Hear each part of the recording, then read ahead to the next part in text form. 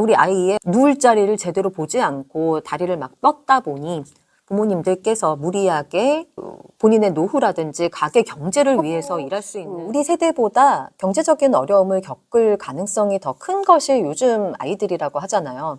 오히려 이와 같은 때일수록 아이들에게 더 필요한 것은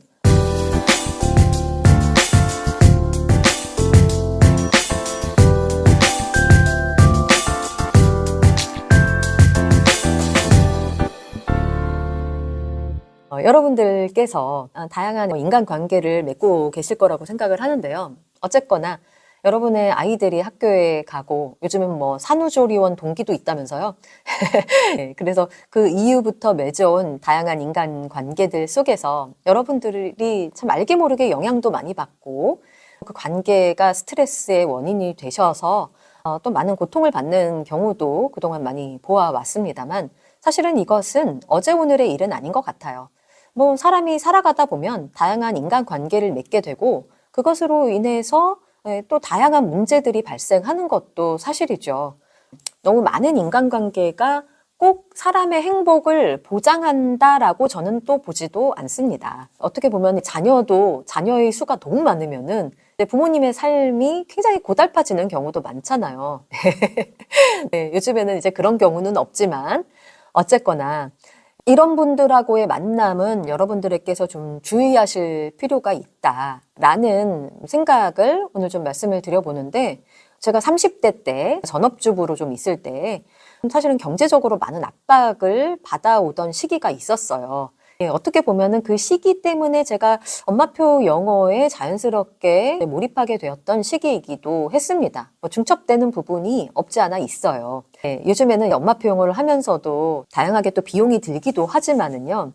사실은 경제력에 좀 도움이 되고자 엄마표 영어를 시작하시는 분들도 꽤 많이 계실 거라고 생각을 합니다. 왜냐하면 어학원이나 사립학교 너무 보내고 싶지만 여건이 되지 않은 경우도 많지 않습니까? 유아의 경우는 영어 유치원 같은 경우가 그런데요. 이제 뭐 영어 유치원은 좀 너무 이게 갭이 너무 많이 크더라고요. 영어 유치원이 우리 아이 때도 있었거든요. 20년 넘은 걸로 알고 있어요. 영어 유치원이. 근데 유아의 영어 학원 세계가 이렇게 그동안 발전을 해왔다라는 것이 저는 참 우리 사회의 단면을 보여주는 것과 같다라고도 생각을 합니다. 왜냐하면 그 당시에 이 유아의 영어 학원에 많이 보내시는 분들을 보면서 저 나름대로는 그게 굉장히 좀 비합리적이라고 많이 생각을 했었고 이거는 언젠가 사그러들 거다 이런 현상이 저는 이렇게 생각했었어요. 사실은요. 근데 제 예상이 아쉽게도 엄청나게 빗나갔습니다. 유아의 영어 사교육 시장이 이렇게 화랑이 될 줄은 몰랐습니다. 이것도 사실은 어느 지역에 국한된 이야기이기도 해요. 왜냐하면 제 구독자 여러분들께서 학군지 지역에만 사시는 것은 아니잖아요. 근데 이제 또 얘기를 들어보면 지방에도 그렇고 영어 유치원이 조금 더 보편화되어지고 있으면 있어졌지 예전보다 줄어들진 않았다. 이런 말씀들을 또 들으면서 드리고 싶은 말씀이 생각나서 오늘 영상을 촬영하고 있습니다. 제가 사실은 이렇게 경제적인 어려움을 좀 많이 고통받았던 이유는요. 우리 가족의 어느 분께서 사실은 이 누울 자리를 보고 다리를 뻗지 못했던 어떤 하나의 실수가 있었어요. 지금도 경제가 계속해서 악화일로에 있는 상황이라서 저희 집이랑 또 비슷한 상황에 있으신 분들도 계실 것 같아서 말씀을 드리는 건데 이게 어쨌든 너무 우리 집의 상황과 맞지 않는 부류의 어떤 사람들에게서 영향을 남자분들 같은 경우는 쉽게 받으시는 것 같더라고요.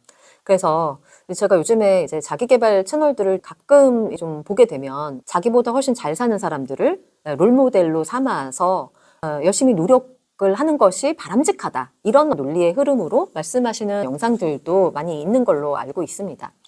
이런 것들이 사실은 사람을 조금 더 열심히 살게 하고 노력하게 하기 때문에 나쁘지 않은 콘텐츠이죠. 네. 문제는 무엇이냐면 그런 콘텐츠들이 본인 자신에게만 한정될 때는 내가 막 내 삶을 갉아서라도 어떻게 해서든 1% 그들만의 상류 사회에 들어가겠다. 이것이 가능할 수도 있을지 모르겠어요. 또 찾아보면 다 길이 있는 것이니까. 근데 문제는 뭐냐면 그런 어떤 경제적인 차이가 만들어내는 심리적인 결핍들이 그리고 그 결핍으로 인해서 저지르는 여러 가지 행동들이 가족에게 또 영향을 미칠 수가 있는 것이거든요. 하나 대표적인 것이 또 이 교육의 문제라고 생각을 해요. 그래서 자기의 수준과 맞지 않는, 그래서 누울 자리를 좀 보시고 다리를 뻗어야 되는데, 이 영유만 어떻게 해서든 보내놓으면은 영어를 잘해서 우리 아이가 뭔가 잘하게 될 것이다. 이게 끝이 아니라는 거죠. 여기부터 이제 시작인 거잖아요. 그런데 여러분들이 그렇게 우리 아이가 되기를 바라는 그런 1% 그들만의 사회에서는 이것이 별게 아니에요. 한 달에 100만 원, 200만 원 이제 자녀를 위해서, 한 아이를 위해서 쓰는 것이 별게 아니더라고요. 근데 이런 현상들이 너무나 멀게 느껴지시는 분들이 사실은 훨씬 더 많으신 거죠. 네. 근데 이제 문제는 이런 앞서가는 1%가 나머지 99%의 사람들의 소비의 행태라든지 그런 여러 가지 삶의 패턴을 송두리째 바꿔 놓는다는 것에 저는 가장 큰 문제가 있다고 생각을 합니다. 이게 사실은 공부하고도 관련된 문제잖아요. 근데 사실은 스카이에 들어가는 친구들은 한정되어 있지 않습니까? 1%, 5% 그들만의 세계가 있는 것이고 나머지 분들은 그들만의 세상에 도전하려고 하는 움직임들이 사실은 오늘날의 입시 교육이잖아요.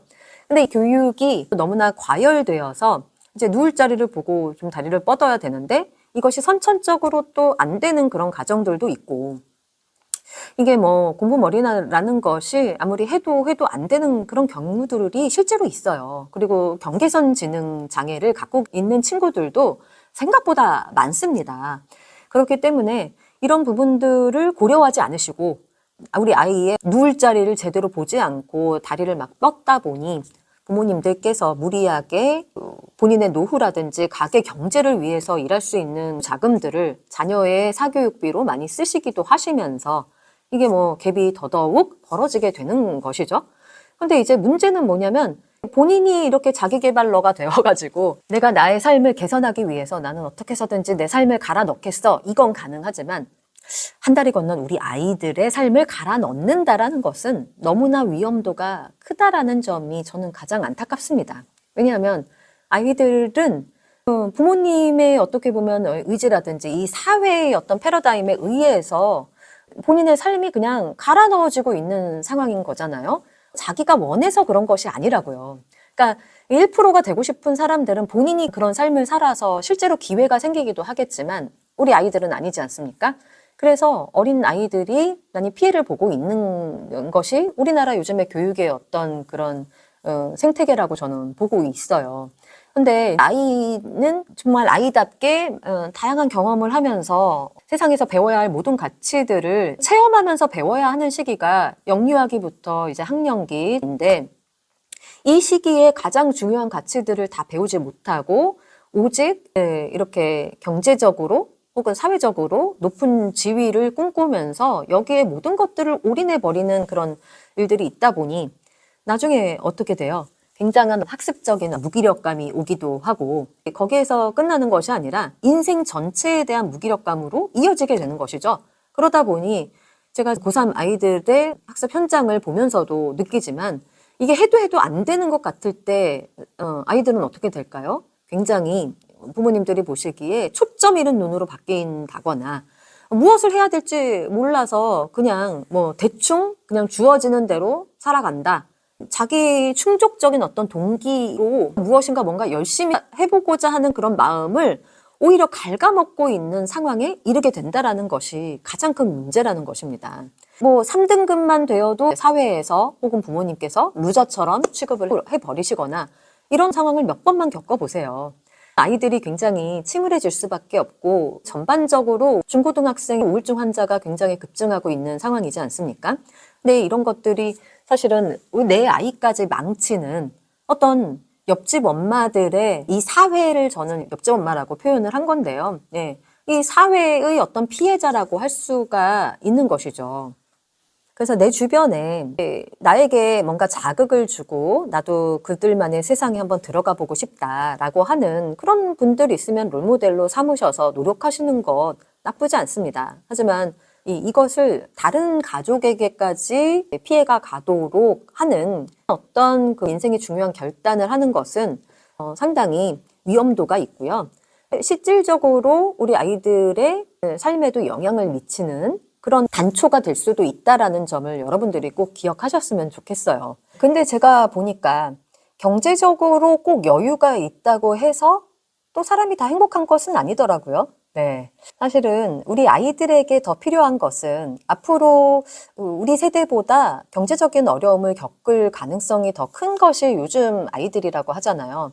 오히려 이와 같은 때일수록 아이들에게 더 필요한 것은 많이 가지지 않았어도 스스로 좀 충족감을 느끼면서 살아갈 수 있는 방법을 가르치는 것이 오히려 더 필요한 교육이 아닐까라는 그런 생각을 하거든요.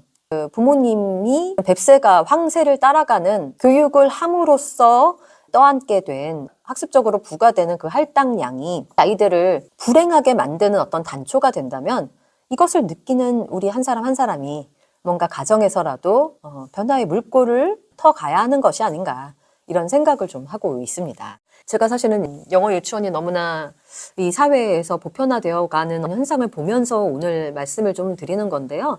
사실 지식이라는 것은 너무나 좋은 것이지만 이것이 좋은 방향으로 쓰일 때에 혹은 그리고 적절한 어떤 학습 과정을 통해서 익혀질 때 좋은 것이지 이게 너무나 과도하거나 나의 상황에 맞지 않는 자극으로 내 삶에서 현재 중요한 것에 집중할 수 있는 그런 여유를 앗아가면서까지 이게 부과가 되는 그런 지식 교육은 우리 사회의 암적인 동재가 될 수도 있다라고 보는 것이죠. 그럼 오늘은 이것으로 마치고요. 저는 또 다음 시간에 다른 이야기 가지고 돌아오는 걸로 하겠습니다. 감사합니다.